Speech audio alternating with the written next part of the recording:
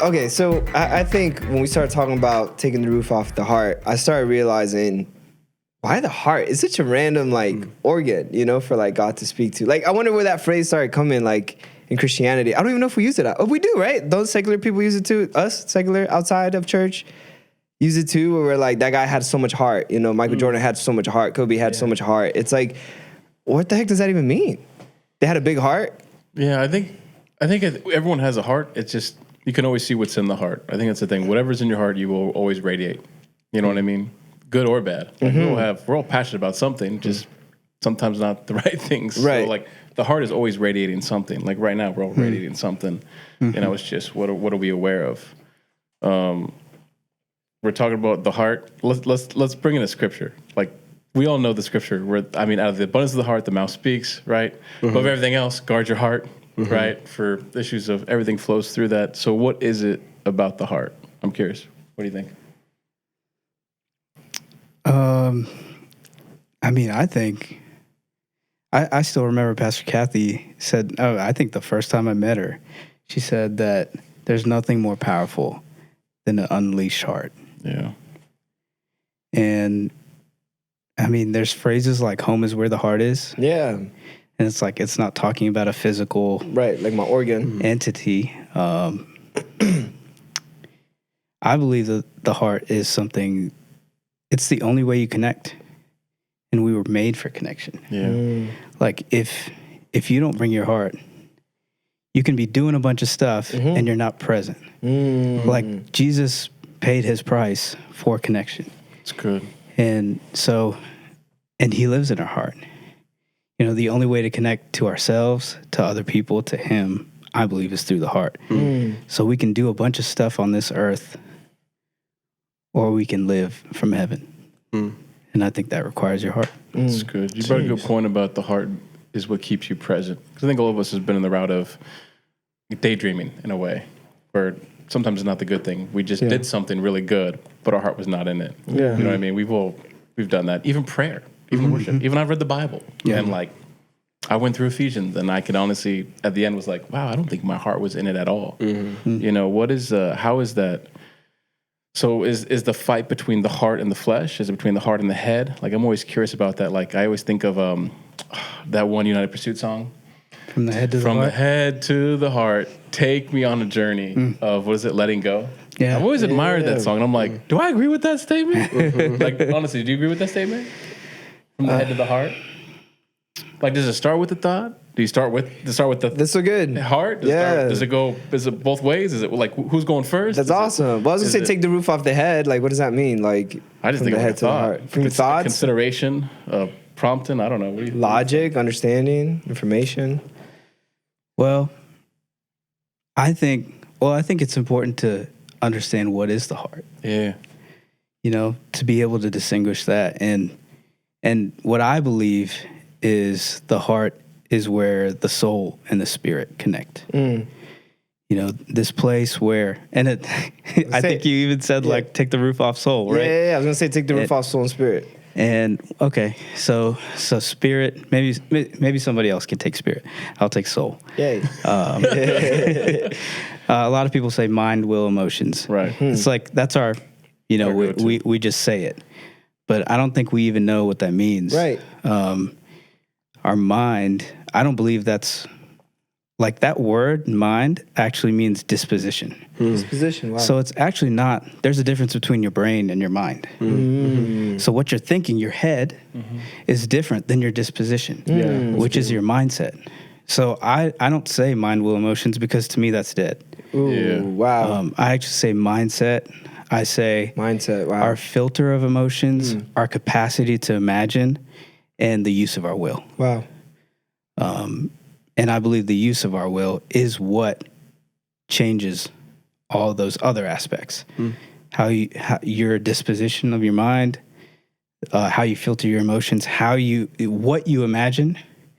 Because some of the people, we've been blessed in this crew to have dreams and have that be a good thing. But some people have dreams and they have nightmares.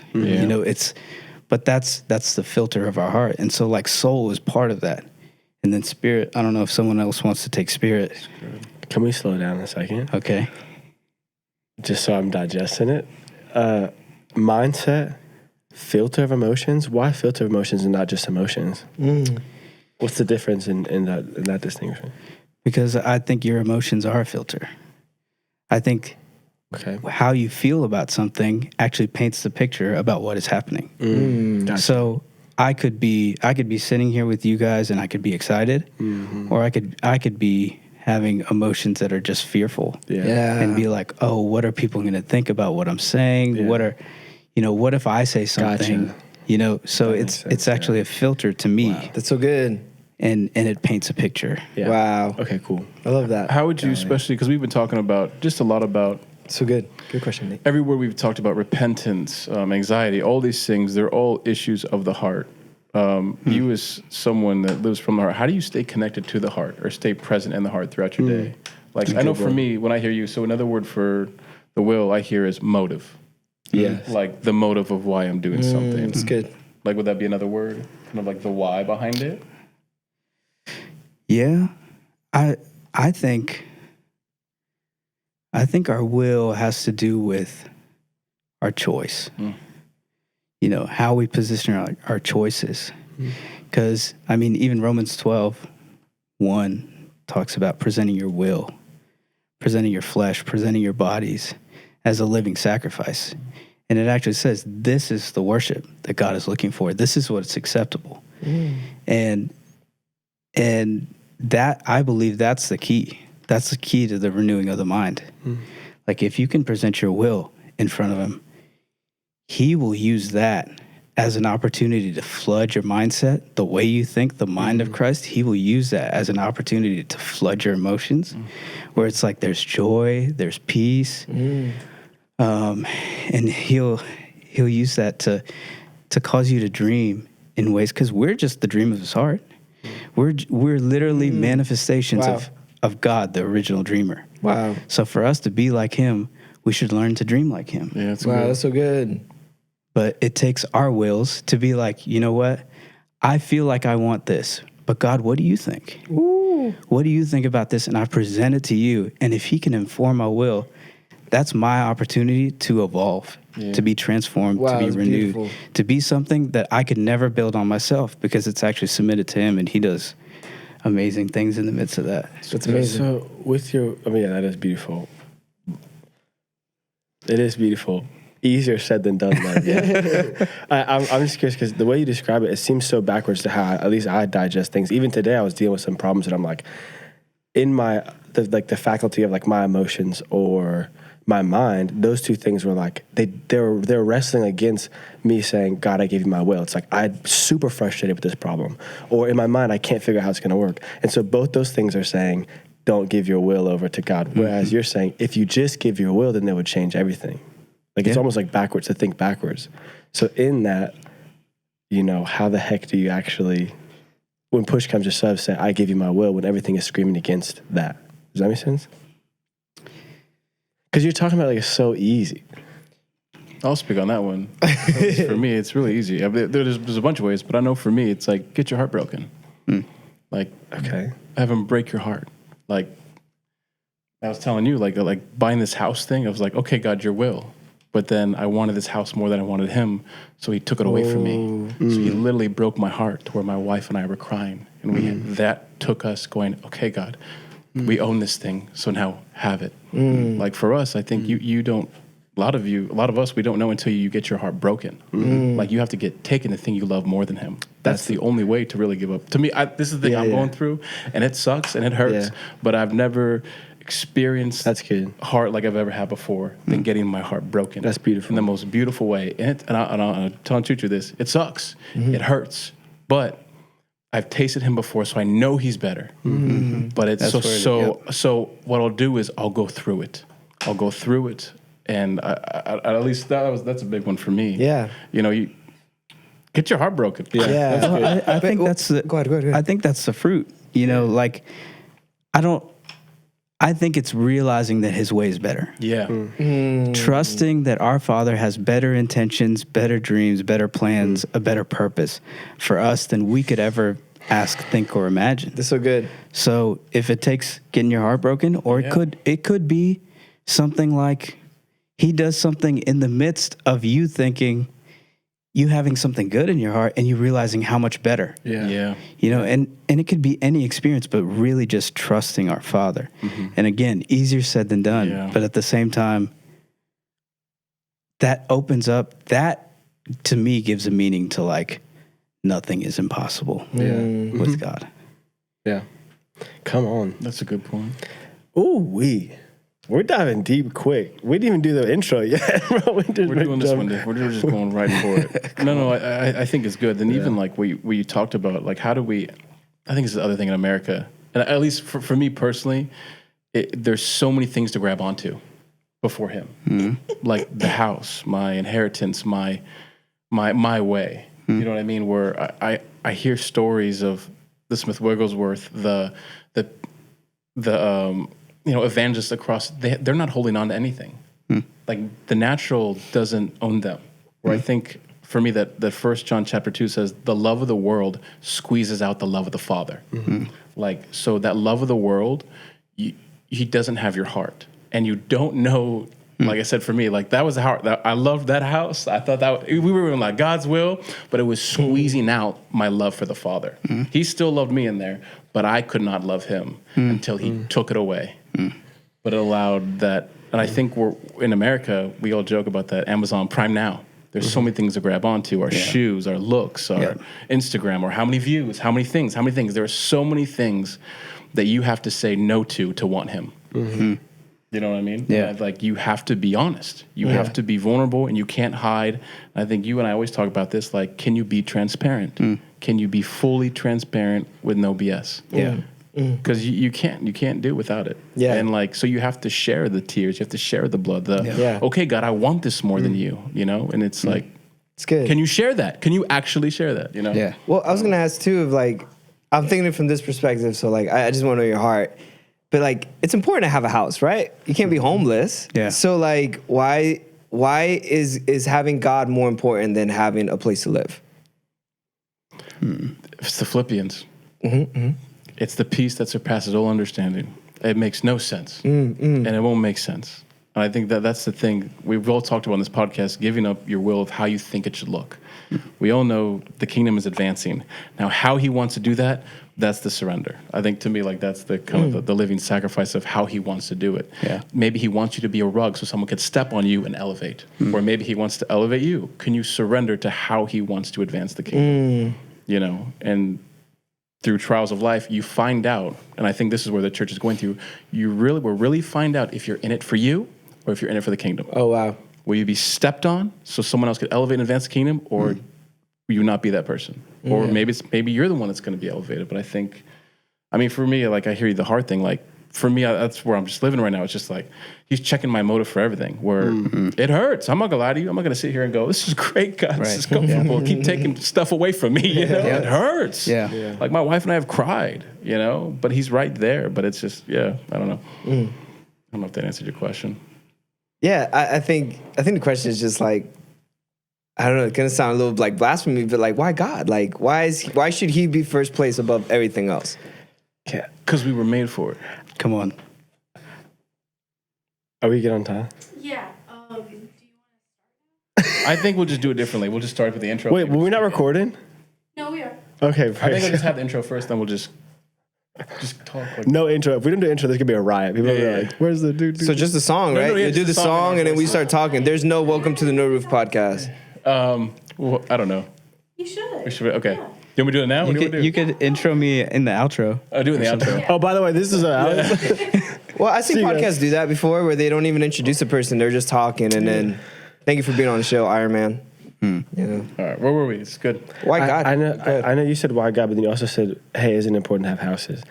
And the first thing I had, we started a conversation earlier today, Alex, that I would love to go back to, is my first thought was genuinely like, foxes have holes. Like Jesus was talking about, like He didn't mention houses of like, okay, make sure you have your house and everything's good. And then there was no like real balance with Jesus' life. It wasn't like oh, I do this on my weekends, and then on Sunday I go do the church, and then I go back to my carpentry. And he didn't explain like how to balance his life. He was like, listen, I don't even have a place to put my head at night. So if you want to follow me, you want to bury your dad, let the dead bury it. It's like some of the things he would say are so extreme, and that makes my heart leap in that direction. But when I feel myself want to go that way after Jesus, there are people I have come alongside me that I can feel them like, that's crazy, don't do that. You should be more worried. Or you should be like, how could you not be worried right now? You should be worried. It's like there's a practical side that people live in the realm of like, it doesn't make sense not to worry, and they'll try and put that on me. And sometimes I let that like bind where my heart is bursting at, like, God, I trust you, I really trust you. And people are like, no, don't trust him that much. Do you know what I'm saying? It's this weird thing. And even in churches, or even like, especially sometimes in families where it's like, it's unreasonable. Like, why would you work? Why would you do this? You could be doing, some of those questions that actually can sink their claws in and pull back against what God's doing in our hearts. I don't know if that was a question or what, but I think I just wanted to get off my chest at least. That I think we talk about the heart like, yeah, let's unpack the heart. Yeah. But then sometimes we actually go put these things in practice, and things will come fly in the face of everything we're trying to do. We want to live out our heart, but a lot of times in meetings or in whatever, we'll get smacked with the opposition of it. Like, no, sit down and tell your heart to shut up, It's good, yeah. Well, it reminds me of the spirit part. Yeah. Spirit is who we are. Spirit is who he is. God is not a spirit. God is spirit. And so this is the disposition of us meeting him and who we are. So our heart is this receptacle of us meeting God. So to ever find a reason to leave our heart behind would be leaving behind our decision to connect with him. Right? He's already paid the price. He's already torn the veil. We're not talking about, is God with us? Is God present? It's our like the renewed mind has to do with the soul. Can you allow your soul to be renewed, touched by who he is? He's already become present with you. He's already dwelling within you. Yeah. Now, are you going to allow your flesh to become word? That word to flow through you. And, you asked the perfect question. Why is a house more important than God?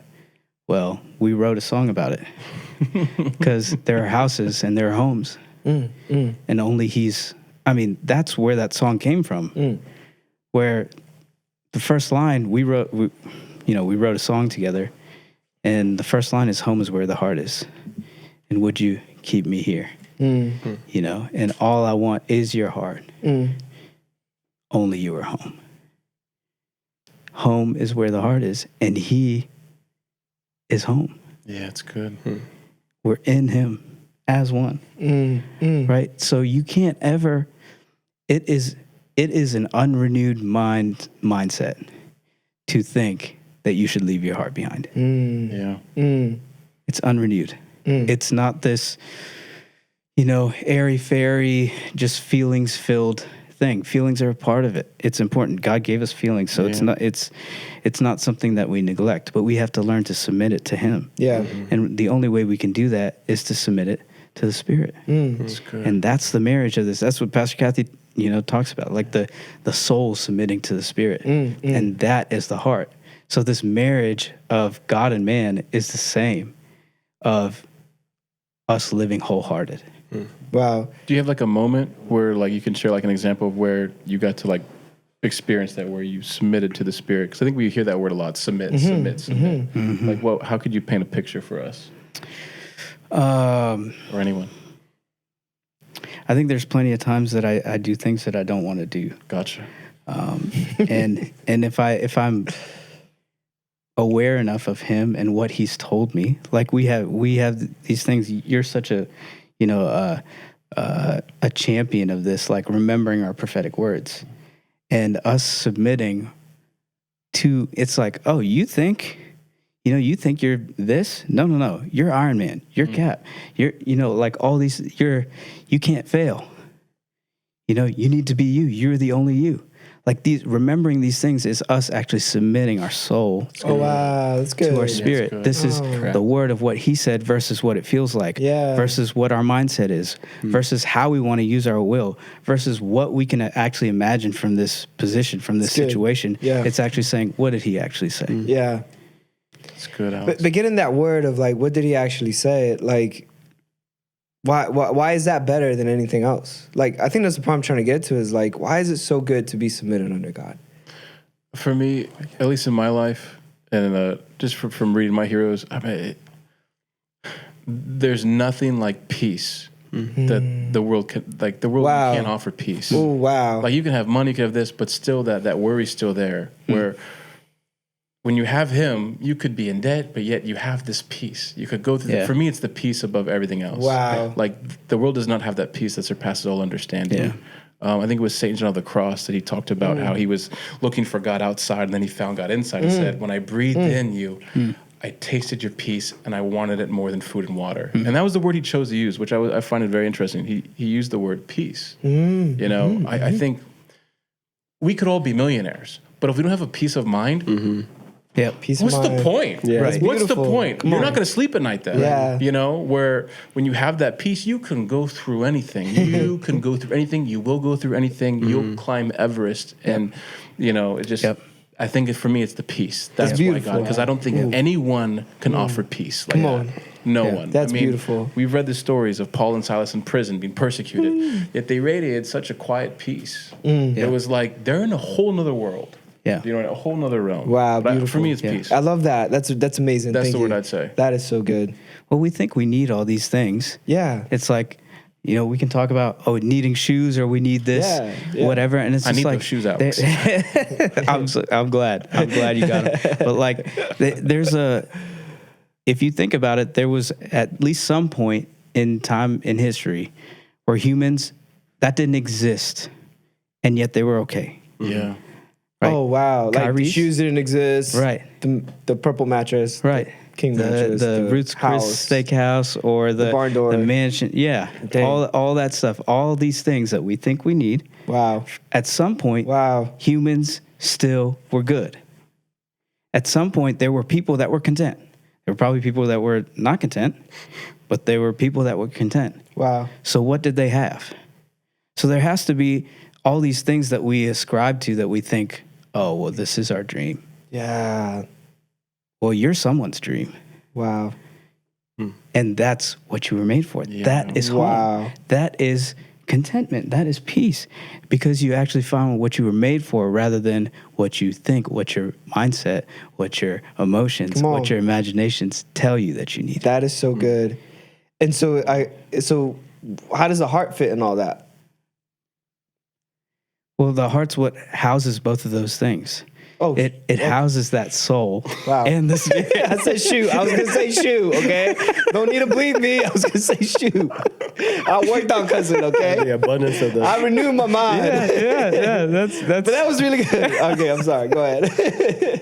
no, your heart. That's all of that exists within your heart. The heart is the opportunity for your soul, this unrenewed mindset, these unrenewed, Yes. filters of emotion and imaginative capabilities. All these things, the will, to use that to submit to the Spirit, to submit to what God is saying, because Yeah. God is residing there, and I think Pastor Barry says like God is in and He wants out. Yeah. Wow. And the first way, and he used to do the little Venn diagram thing, Yeah. where it was like your spirit, and then the circle, and it overlaps a little bit with spirit, and the next circle is soul, and then the other one that overlaps is your body. And so to get what's going on in your spirit, to get to your body, which means really the manifestation onto earth, is the soul. Wow. It takes this renewed mind. It takes your heart being wholehearted. It takes submitting your soul to your spirit, which happens in your heart. Wow. Have you ever struggled going there? Beautiful. Like, so as like I deal with a lot of men, and I think it makes sense now. If I was the devil, keep you out of your heart. Yeah. Get you so busy, get you not dealing with those things. Have you always had that kind of accessibility you knew, like to go in, or how was that journey of actually going into the heart? No. Was it scary at first? I mean, Absolutely. Okay. You know, I think in the beginning it kind of seemed almost not masculine. Oh wow! Really? Yeah, that's You know, good. Wow. because I think it has Say that this. again. Yep. It has this like narrative with it that it's like, oh, it's just airy fairy. It's just feelings and emotions. Yeah. And the honest truth is, all of us have emotions. Come on. You know, we try to say, oh no, this is just, Yeah. you know, for certain types of people. It's not true. It's on. not true. Yeah. We're just buying into a narrative. So initially, I thought that wasn't for me, you know, but there's also this thing about the mindset, the choices. You know, I think that's why it's important, even in the midst of talking about all this and discussing, getting information on what is actually the heart. Yeah. What is our soul that has this mindset, that has these emotions, that has these imaginative capabilities, but then also your will. And it's like, you know, you talk about men, sometimes like we use our will, but we don't always know how to submit that to God. Yeah. Because it almost feels like, you know, we should have a type of authority and we should be leading, Yeah. but like there should be a submission within that. Wow. But it's the submission to God. Wow. It's to his headship that gives us that authority. Wow.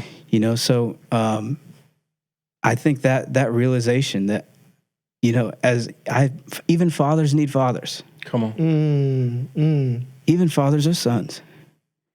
You know, you guys, I would think that even more as being fathers, you would need a father to inform you, to provide for you, to be there and give you stability and security. Wow. And that type of stability gives you the ability to submit to the husband, which is Christ. Wow. That's good. Stability. I love All that. right, we're gonna flip the tape. All right, we're back. Stability, man. So I guess stability is a good thing, right? Like, isn't it what the world's looking for? They're looking for stability. Stability in our gas prices, stability in our marriage. Sorry, go ahead. No, Abel, what was the question you asked before you went on that? It was about men specifically? Oh yeah, Like- just how do you even like how? Okay, there are a lot of men that are gonna watch this, and I think the enemy has done I don't hate to prop him up, but he's done a good job of keeping us out of the heart. Like you said, I think you said the thing, it didn't feel masculine.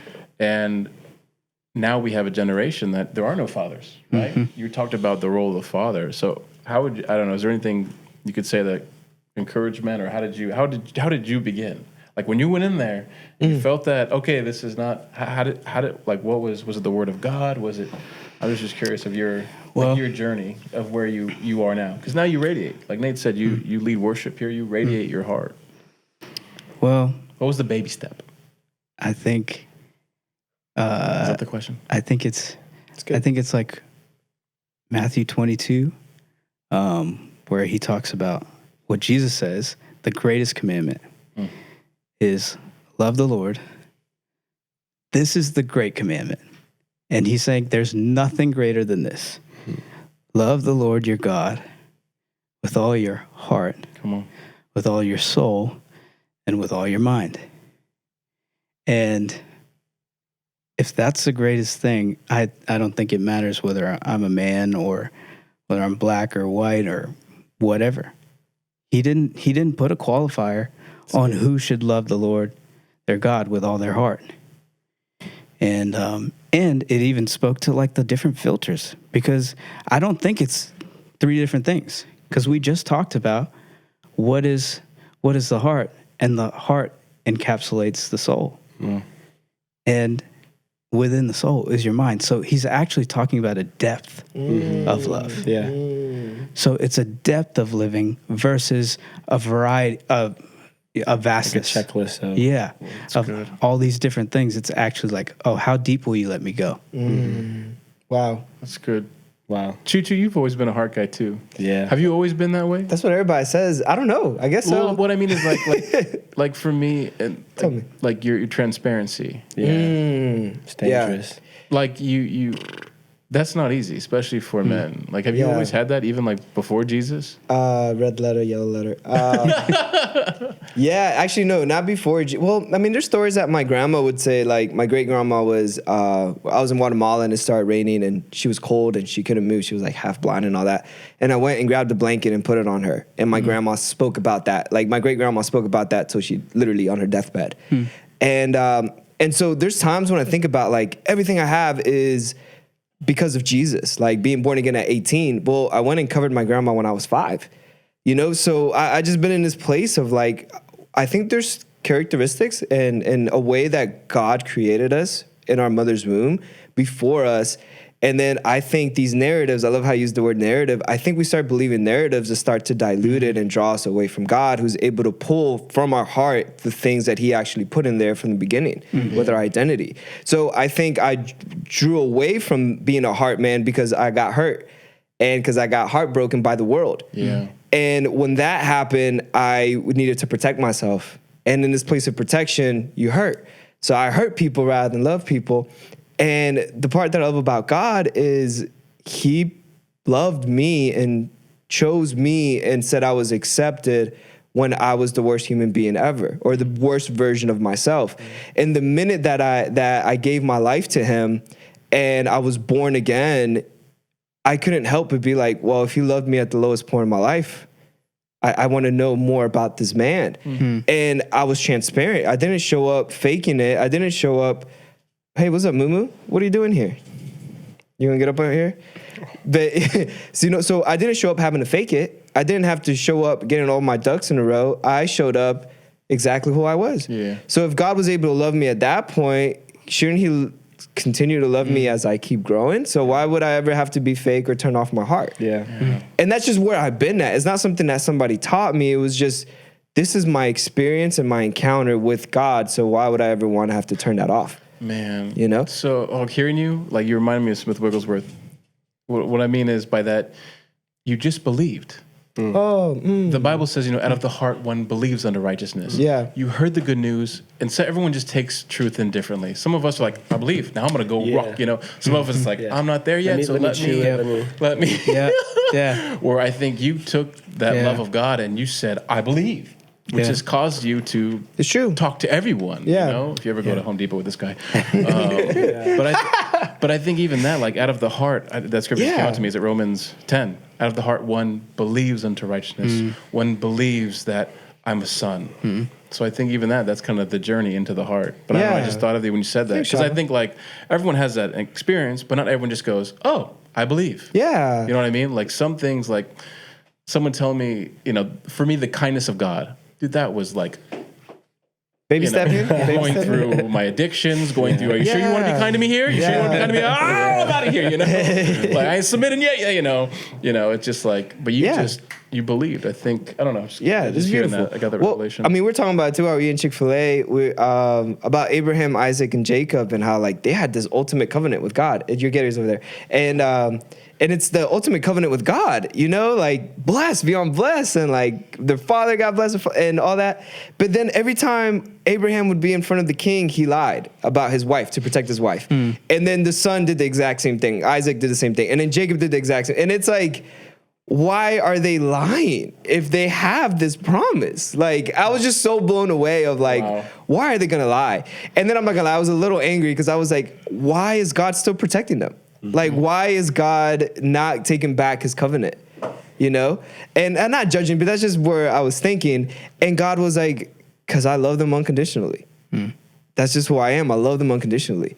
And I see their heart. I see their motives. They lied because they wanted to protect themselves. They wanted to protect their wives. And so immediately they went to protecting themselves, and it looked like a lie. So with them, they lied. They were like, this is my sister. And then Jacob said the exact same thing. This is my sister. And then they got caught with their wives being intimate. And then this is the part that gets me. The kings were like, why did you lie to us? You just put us all in danger because somebody could have came and tried to take your wife. Yep. And he was like, so I'm going to make a rule that nobody can touch your wife. And it blows my mind of these places of, like, where we try to protect our own heart, try to be our own defender, where God wants to be our defender. Really we're doing it without even knowing what the other person's motive is. Yeah. So I don't know, but to me, it's I don't even know where I was going with that. I just think that God is so good, and he's big enough to take care of you. Yeah. He's big enough to take care of your heart, you know? I was reading the 1 John, it's in the Passion Translation, where it says, when our conscience condemns us, God is greater than our conscience. That's how the Passion puts it, which I love. Like, so even how we think of God, I think of that, he's bigger than our conscience. He's bigger than our negative thoughts. When I read that in the Passion, that really hit me. Because I think our conscience, tell me if I'm wrong with this, but our consciousness can keep us out of our heart. The shame, the guilt, the fear. Even the wrong image of God will keep me out of my heart. So is the root of not going just unbelief? Or I'm just curious. The root of not going to your heart is unbelief? Yeah, not going in. I think, I don't know. Did you want to say something? No, go ahead. I was driving around. I was going to Chick-fil-A, and I heard someone say the phrase, "I shut my heart down. I shut my heart down." Yeah. And it hit me like because I was just enjoying God, and I was like, just I was spending time with Him, and it sounded like we tell Levi when he was younger, he'd say, "Where'd the sun go?" And Megan would say, "It went night night. The sun went night night."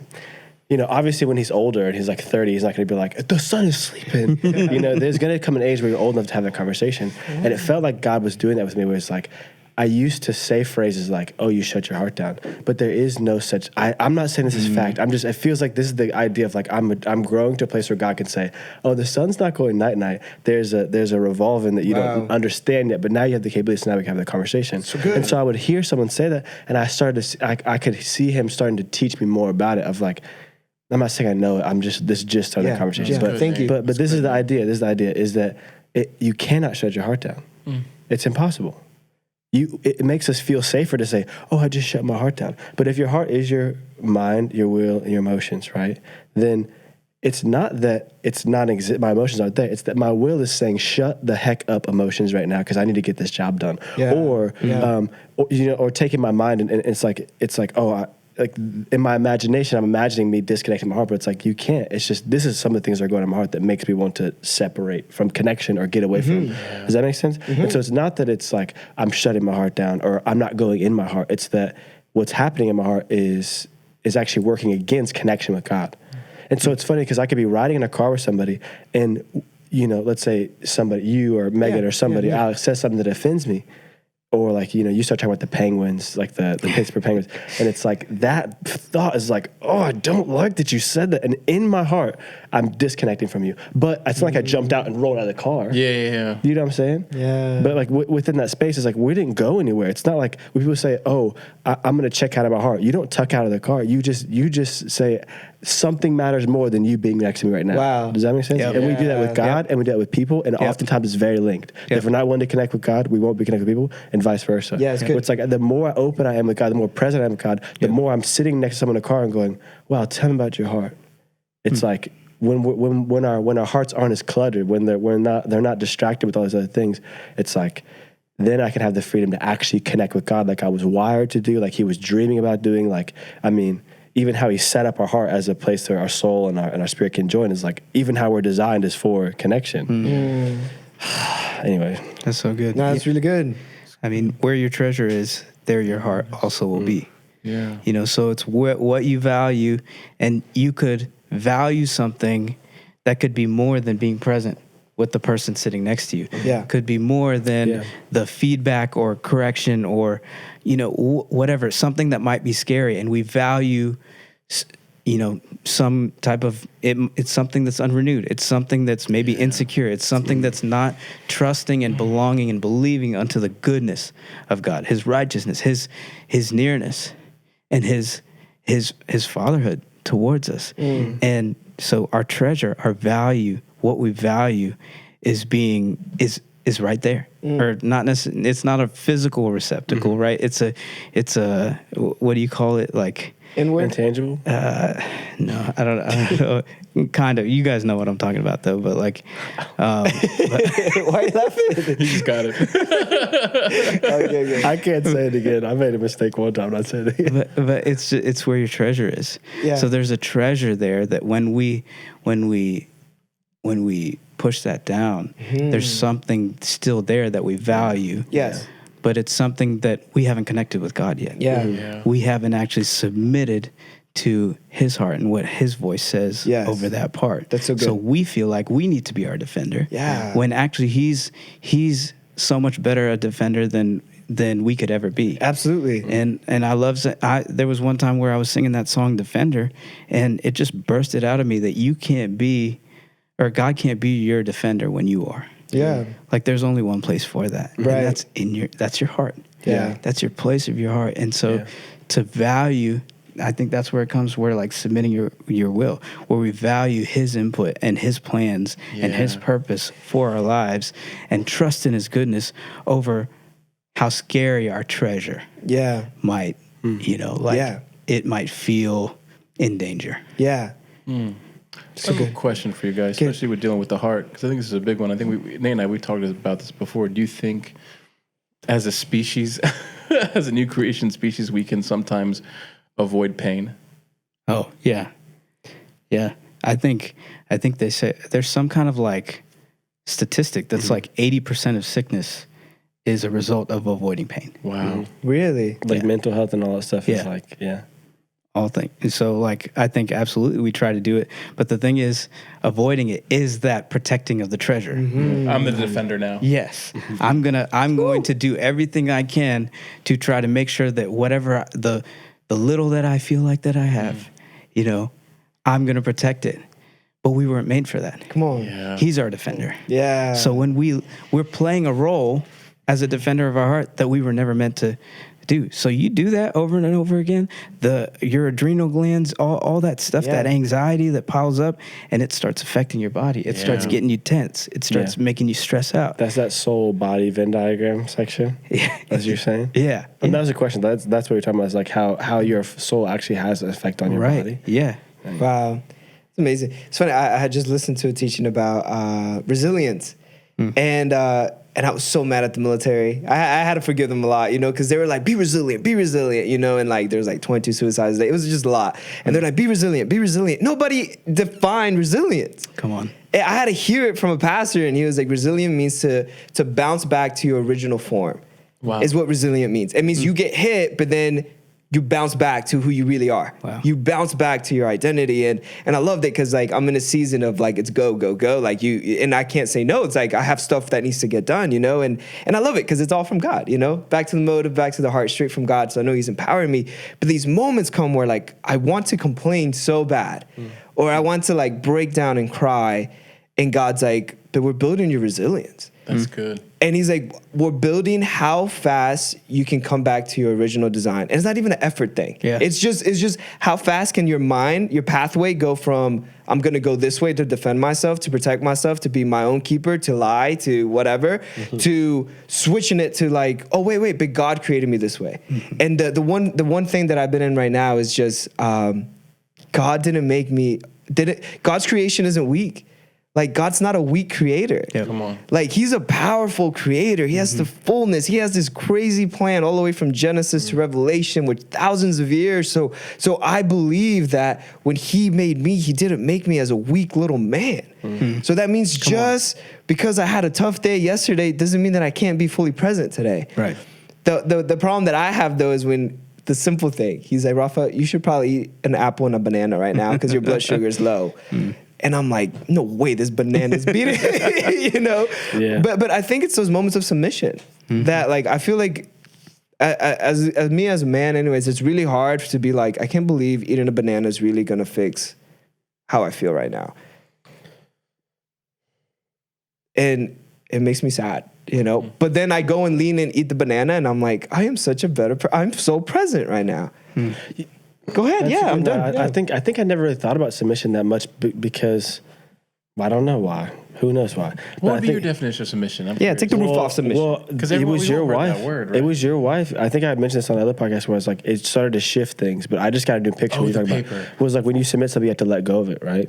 Like so I'm submitting a project. I'm like, here you go. I'm releasing it, right? But then I got this picture of like when I'm really submitted to like Pastor Gavin or even submitted to you or if I submit myself under you, like with the worship team and everything, it's like if I submit, I'm coming under whatever. Even there's things that like like I think about an umbrella, and it's like people talk about submitting, and they look at it like it's a dirty word, like I have to give up my will, or I have to.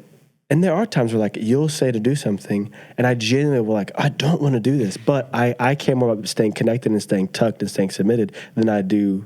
So I have to take my will and go, all right, I'm going to put it under Alex's will for this moment. So I'm taking what I want and I'm letting go of it, and I'm putting it under like an umbrella. But with that comes a covering. I think that's the people we don't really talk about, the covering that comes with submission. So it's like because I'm submitted to you, you get hit by all the rain and I stay completely dry. That's good. Because I'm submitted to, like there's been times where I was like, yeah, well, I'll just say, does that make sense for us? Yeah. I just didn't think, I didn't see the connection between the two until you were talking about where it's like, yeah, there's times where you're frustrated things, or like as a man or just as a human, it's like, it's hard for us to submit because we're like, I don't want to let go of this. But we forget the other side of it where it's like, if you don't let go of this, you're going to have to walk through the rain by yourself. Yeah, you're the defender again. Yeah, for sure. Whereas if you're willing to let go of it, then I get to come and protect you. I get to cover you. Wow. So the mess, the good, the bad, I actually come and cover you. So you just get to hold on to me. Yes, and I'll cover you in that. So good, and I feel like there's so much strength behind that and peace behind that. And today I was reading about Jesus and the crucifixion and how he had to first submit his will to God. He's like, please, if this cup of suffering, like legit suffering, can pass by me, like please do it, but your will be done, not mine. Yeah. And I was reading through like him going on the cross, and like the way that the cross tortures people is like obviously inhumane, but it's like this level of pain. Like I was reading the study of it, and like the detail of like these little pins are holding your entire weight, and you're suffering and you're being crushed and it's hurting. But then they talked about how he refused to drink any wine, right? He refused to take any painkillers that was there because they said that the wine was mixed with a certain herb so their pain wouldn't hurt anymore. So the fact that he was able to stay out there without these painkillers was a sign that God was the one that was holding him. God was the one that was strengthening him. Wow. And he didn't avoid pain. And he didn't avoid pain. And and even the parts where like he's speaking in this place of pain showed how powerful he was to use his diaphragm and his lungs and being beat. Yeah. And in the time he took the sour wine, this is what they said, and I loved it, like the theologians. They were like, it was just so he can not have a dry mouth, so he can yell at the top of his lung to show how much strength he still had in this place of pain. And so I feel like when you submit, when you're not the defender of your heart, when you're not the defender of your soul, your mind, when it's not all on you, there's this strength and this peace that comes that only God can give you, truthfully. Yeah, and I mean, the word submission, it has, I think it has it in the word. It's about the mission. And you submit, you come under you come under the mission. So it's not about you, and it's not even about the human you might be submitting to. It's actually about a mission and all of us surrendering, coming as one, and saying it's about his purpose. And that's what Jesus did, right? Jesus was like, oh, I'm about my Father's business. I'm about this mission. I'm about us being together. And that's the mission of the heart, right? The mission of the heart is this connection between me and myself, me and God, me and us. That's what this heart is. So putting your soul in that place of, I believe in this mission, that I was made for God, that I was made not to be alone, and I'm supposed to love him with all my heart. Yeah. So if I need to love him with all my heart, then I need to know my heart. That's good. God, that's beautiful. I think of, I always think of Nate when I think of David in the Bible. Just because he was called a man after God's own heart. And I think about, he had such a heart that he had this king try to murder him. And he never repaid back evil, to the point where there were no shortcuts of David becoming king. He was like, don't anyone touch Saul. Do you know what I mean? And then when he passed, he had such a repentance that I don't read anywhere else in the Bible, except Jesus. But it's just like,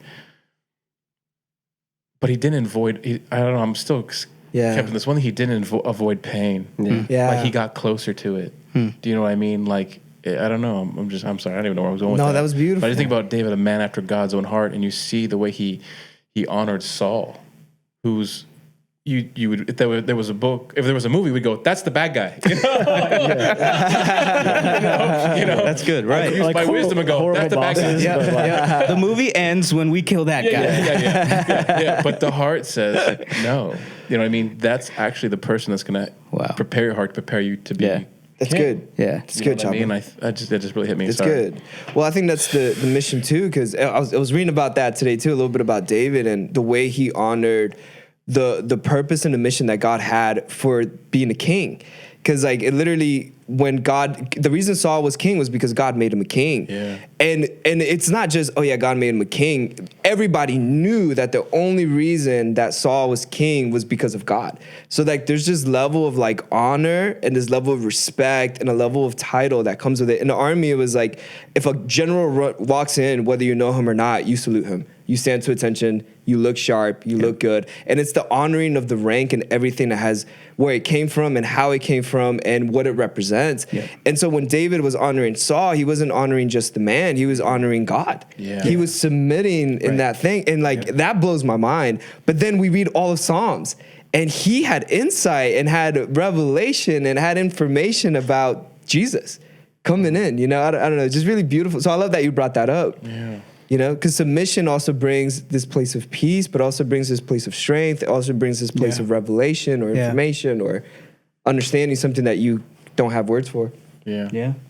And even about like back to men, you know, like speaking about the mission, you know, I think that's something that men can identify with and value and have a narrative that we can identify with. Hold on, speak with the mission. We're going to flip the tape. Okay. All right, we're back. You were talking about men and the mission. Yeah, I just think it's valuable because I think, you know, sometimes we feel like we aren't supposed to access our hearts. Yeah. But the mission of the heart is connection. No, and being about that mission, you know, submitting to that mission means you need to say to God, search me and know me. Yeah. And walk that with him. You can't know yourself by yourself, right? Come on. And to be able, I mean, I think that's what we're learning how to do here, even within amongst ourselves, you know, where we get to share our hearts, get to share the good, the bad, the ugly. Yeah. And because we're about a mission that's greater than ourselves. We're about more than, okay, just making this money or making sure we get this specific house or making sure our family is like this. No, there's a mission. There's something that we were made for that will bring us peace, that will allow us to walk in a goodness of God that's beyond something that we could ever ask, think, or imagine. Yeah. To walk in something, a gracing, a favor, an advantage, and allowing God to work on our behalf. And it's like, to me, I think men are about mission. I think that's something we can identify with. And when we're about that mission of connection, then we can explore the heart more. You know, I think it just takes like a step, and you start doing it with people that you're called to, and God will take care of the rest. Like, you don't have to know everything. Just take that step of being like, God, search me and know me, and find your people, and just start doing life. And they know when you're not connected. That's good. That's good stuff. Dang. Yeah. Eat your apple. Have you guys ever struggled when you guys have done that, or even you, Alex, where, because I feel like, man, it all boils down to, can you trust God? So let's say you're doing that, and then he shows you something you don't like. Yeah. Because then there's a moment of, we don't go there, right? Or you can go there. Yep. How do you guys deal with that? Are those moments of things like, we're not talking about that one, God? Or have you guys had that at all? Do you know what I'm talking about? I know exactly what you're talking about. I think for me it was definitely when the whole I got raped thing when I was 5 happened, you know, and it was like something as a man, I'm like, I can't talk about that now. But then it was dumb because like outside I was a baby. I was little. I was 5. I had no protector. I was so like for me to be ashamed of that now, it's like, it makes no sense. So the only way that I was able to come to peace about it was to share it with the people that I trust first. That's good.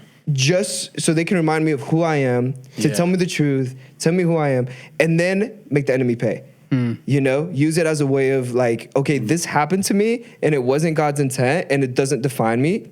This is who I really am. So I think those moments of like, I don't want to talk about it. I for me personally, I feel like there was this level of freedom that I was able to encounter after we talked about it. Yeah. You know, and I through the think pain. it's a miss out. Yeah. You know, even in Abraham and Jacob and all them, it was like now they can openly walk around the kingdom that they were in holding hands and enjoying their wife to the fullest rather than pretending that this is their sister, Wow. rather than pretending that this person you're not madly in love with, you know. I don't know. That's just me. You guys? It's good. I've never. Pass. right now. Everyone just go, Alex.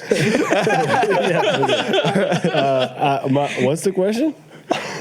You're gonna make me repeat it? Question. No. Have you ever felt like How about this, Alex? Why don't you answer for me?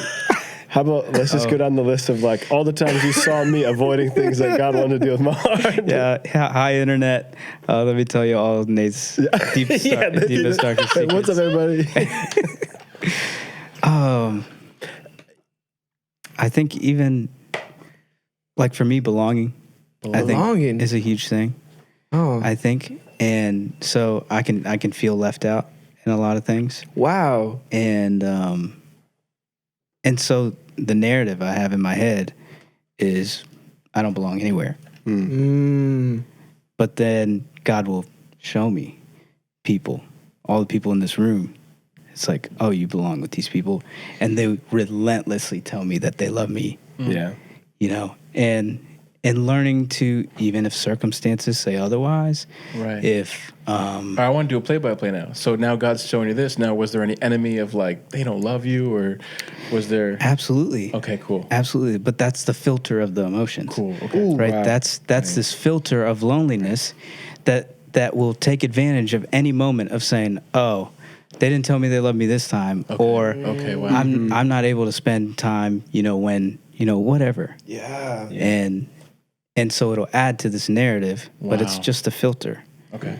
And to allow him to be like, no, you belong to this family. You're called. You're a part. You're loved. And people call you Iron Man. You know, what does that mean? And how could you ever be separate if that's the reality? Wow. And you live that out and you start sharing and you start walking through this, and slowly, little by little, like, I don't think you have to do this in like you don't have to tell your deepest, darkest secret on day one, but you build that trust. You build that trust with people because you're building that trust with God. And I think it's a vivacious circle. Like as we build trust with him, we build trust with people. As we build trust with people, we build trust with him. And you need do it all. Yeah. And he proves to you that his way is better. Yeah. It might feel better to be like, you know what? People don't love me, Yeah. so I'm going to keep my distance. I'm an introvert. I'm good. Right. Me and God. Yeah. So it can feel like, oh, this is the better way. But Wow. actually being like, no, this is actually my greatest need. Wow. This is actually my deepest fear. And to be able to submit it to the mission of connection. Yeah. That he said, no, this is your family. Like, that will allow that need to get met. That will allow that peace to come. Yeah. That will allow that love to flow, that joy to flow. And your good. life gets transformed. You know, like, you can't do that. That's better than you can ask, think, or imagine, because all the imaginations are bad. Yeah. That's beautiful.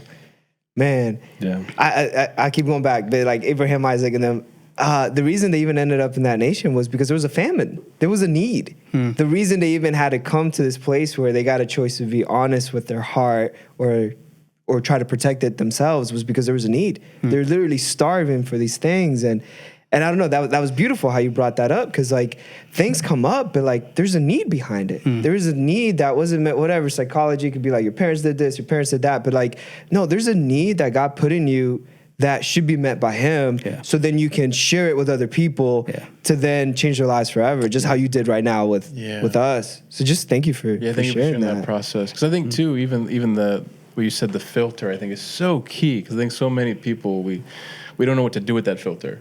Like God tells you this thing, and then the enemy comes like a roaring lion, trying to get anything he can to get you what you said, not to belong. You know, but thank you for sharing your process of that's. I think Chaba, how about you? What was the question? Man, every day I have a 2-year-old. This guy over here. I think this is where we talk about what. Oh, I really forgot my question. Of like going in. Your deepest, darkest secret. Yeah. Can I say something about what he said? Yeah, was please, the need please. thing? Because it hit me and I didn't like it, but I think it's good to share it. Is you're talking about him addressing a need, but a lot of times I avoid that exact thing because sometimes it hurts to get your needs met. Like it's not very comfortable. We talk about, come on, like it's that easy. Like, oh, you need to know how loved you are. And it's like, but that's really not a good thing. Like, so I remember when I broke my wrist the first time, and they're like, okay, we're gonna reset the bone now. And I was like, we need that. That's what we need. You know what I'm saying? Or like I got a crown in my tooth, and it's like, okay, we're just gonna start digging in there. I'm like, I don't think I'm like sweating and like cramping up because it's like. I know I need this, but gosh, it's gonna hurt so bad. And sometimes, like I won't even say it. I say sometimes for me, knowing that I need something is not oh yeah, just stab me. You know what I'm saying? Like knowing I need to let go of something, it's not like, okay, cool, I need to know I'm loved. Like, this is a big thing. The biggest thing I think I've avoided recently is like dealing with trauma or like things that I've, like you talk about, that was your question was, you know, Oh, have you avoided it? Yes. I avoid it because it's like, I know we need to talk about this. And I know that I'm like, this is something that's been injured or broken or whatever. And it's like, but as much as I know I need it, I also know that we're going to have to go back there. Yeah. And I'm scared because, and this is, again, it's a filter. It's not the reality, but my filter of that moment, I don't know where you were. God, like I entered that, you weren't there in that. And it's not true, but it was a filter of like, and so I'm scared of what if I go back there and you're not there, you know? And he wants to, I want to come back and show you what was really happening, but it's like, no. Like I'm too scared to do that. Yeah. Although I need it, it's like, what if it just hurts and that's it? You know what I'm saying? Yeah. So it's hard for me to go back to that place. Not because I don't know I need it, not because I don't know he'll, give me something good, but it's like sometimes I think it would just hurt too much to go back there. Yeah.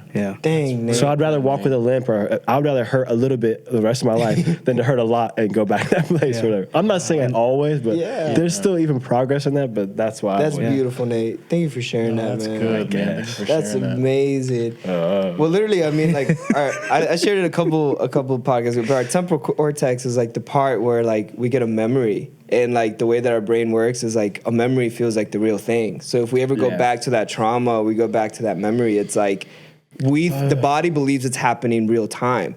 So like even that moment when I had to go back to the moments where I was being molested, it was like my body as a 28-year-old right now is feeling everything that 5-year-old was feeling.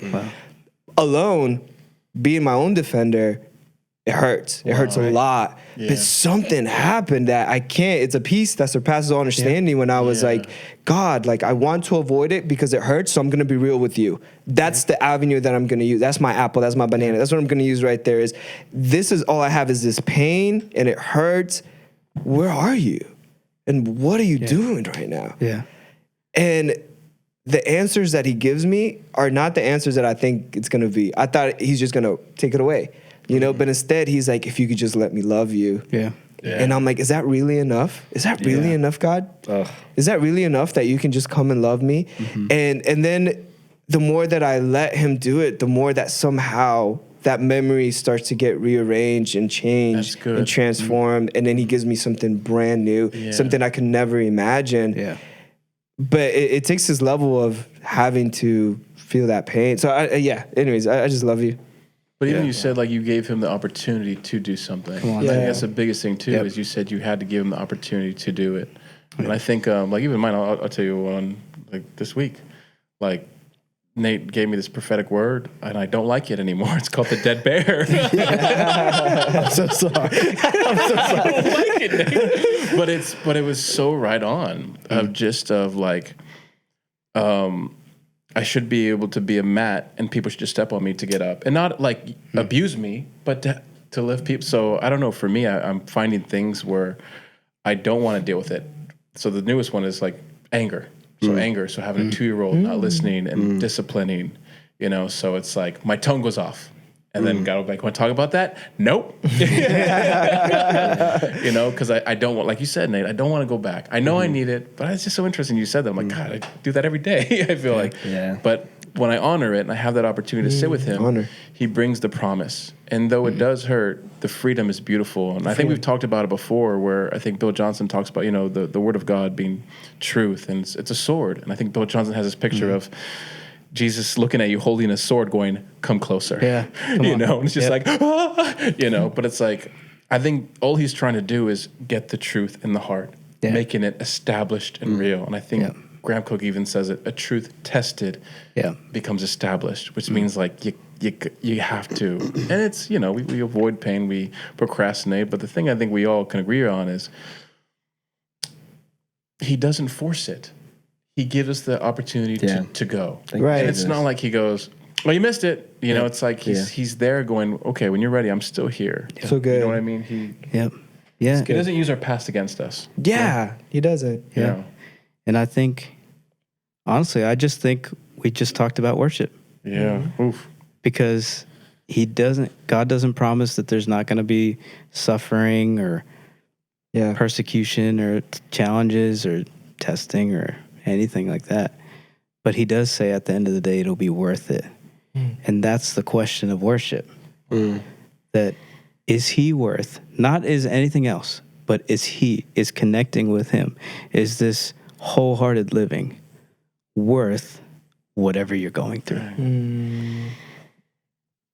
Whatever the pain is, you know, because we see the pain. And so did Jesus. Yeah. He said, if this cup can pass. But there was a joy set before him, so he endured the pain. Yeah. Because something was worth more. Yeah, he saw the promise fulfilled. Yeah. Where I think sometimes we see our prophetic word and we just want it to, it's easy, right? Yeah. But like he saw the promise fulfilled. You know what I mean? That's so funny because, so Addie, she I just love her, man. So she got me into racquetball, right? So like we played racquetball. She just showed me. It was so late when we did it.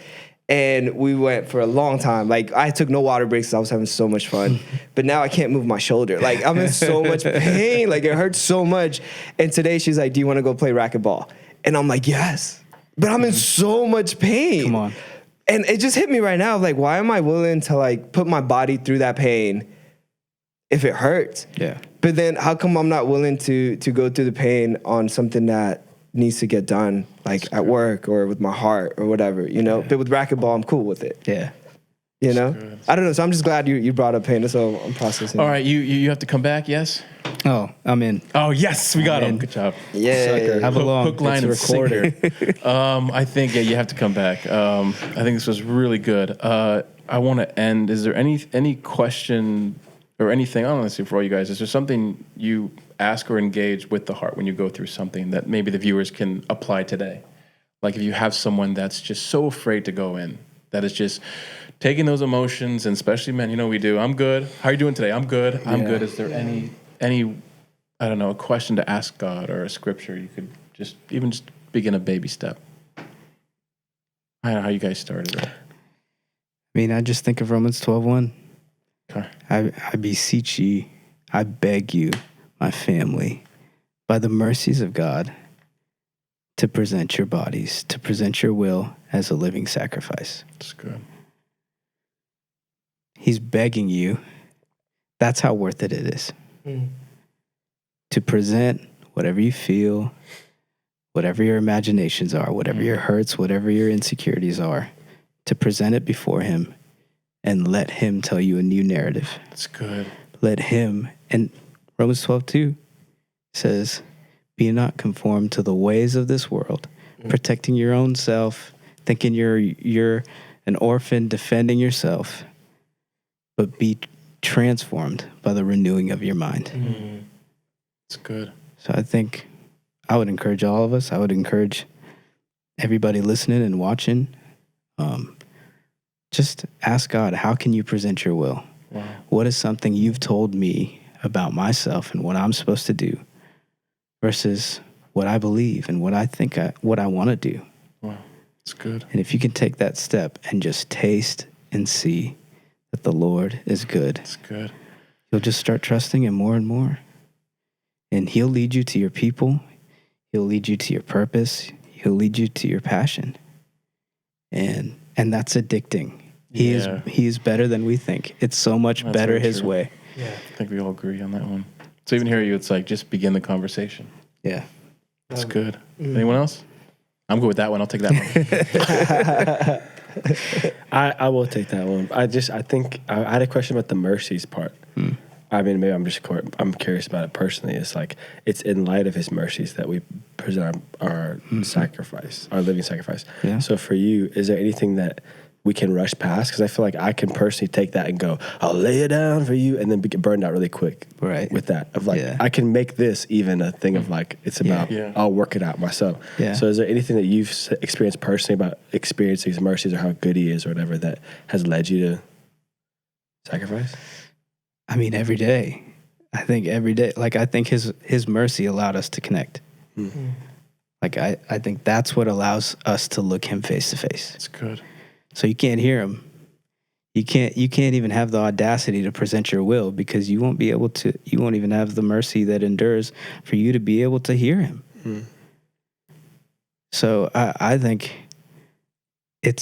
mercy is your ability to connect with God. It's good. So that Mic drop. yeah. Dilly, dude. Good. Cool. Love it. All right. Taking the roof off the heart, part 1 out of a billion. We love you guys. Just in case you don't know, this is Alex Fernando. We call him Iron Man. Iron Man. This is Iron Man. Love you We have guys, our Choo Choo. 3000. We have our Kine, Love you 3,000. Rooster. Thank you so much for coming. Jack, we love you. Cheers, Washington. Jack, we love Jack and Moo Moo. We love Jack. All right. No roof. We'll see you next time.